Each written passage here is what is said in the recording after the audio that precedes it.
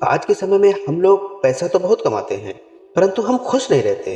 असल में इंसान को तो खुश रहना चाहिए, क्योंकि आज के समय में हर इंसान खुश रहने के लिए ही तो पैसा कमाना चाहता है। और पहले के मुताबिक आज के समय में पैसा भी हम बहुत कमाते हैं, परंतु खुश नहीं रह पाते। और हम लोग क्यों खुश नहीं रह पाते, चलिए जानते हैं इस कहानी के माध्यम से। लेकिन आपसे एक विनती है, अगर से आप हमारे चैनल में पहली बार विजिट किए हो तो प्लीज़ चैनल को सब्सक्राइब करके बेल आइकन की घंटी दबाकर आल को ज़रूर सेलेक्ट कर लेना। दोस्तों, बहुत पुरानी बात है।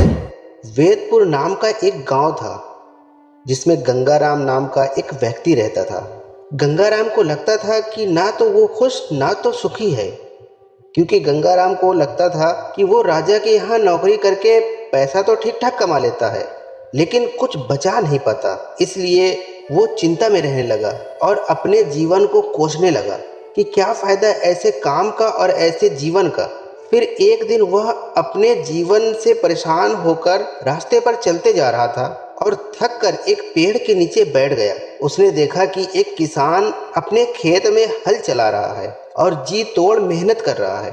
थोड़ी देर बाद वह किसान भी गंगाराम जिस पेड़ के नीचे बैठा था उसी पेड़ के नीचे अपने बैल बांधकर किसान ने भोजन को पोटली से निकाला और वहीं पेड़ के नीचे बैठे गंगाराम से पूछा कि भाई, आप थके हुए लग रहे हो, भोजन का समय हो गया है।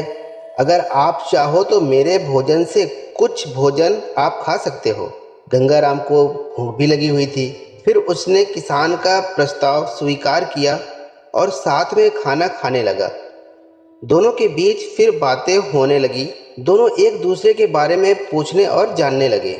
बातों ही बातों में गंगाराम ने किसान से पूछा, क्या तुम अपनी ज़िंदगी और आमदनी से खुश हो? इस पर किसान ने जवाब दिया कि हाँ, मैं बहुत खुश हूँ। यह सुन गंगाराम ने किसान से पूछा कि तुम कैसे कह सकते हो कि तुम खुश हो? अगर तुम ठीक से देखो तो तुम्हारे जीवन में बहुत कुछ ऐसी चीज़ें हैं जो तुम्हारे पास नहीं है। ये सुन किसान ने कहा कि सच में मैं अपनी ज़िंदगी और आमदनी से बहुत खुश हूँ, क्योंकि मैं 4 आना रोज कमाता हूँ, जिसमें से मैं 1 आना कुएं में डालता हूँ, दूसरे से कर्ज चुकाता हूँ, तीसरा उधार में देता हूँ और चौथा मिट्टी में गाड़ देता हूँ।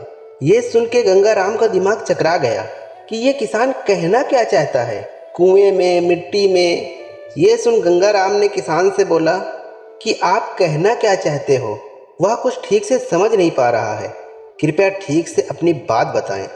किसान हंसा और कहा, आप इतनी सामान्य सी बात नहीं समझे। गंगाराम ने नहीं में सिर हिलाया।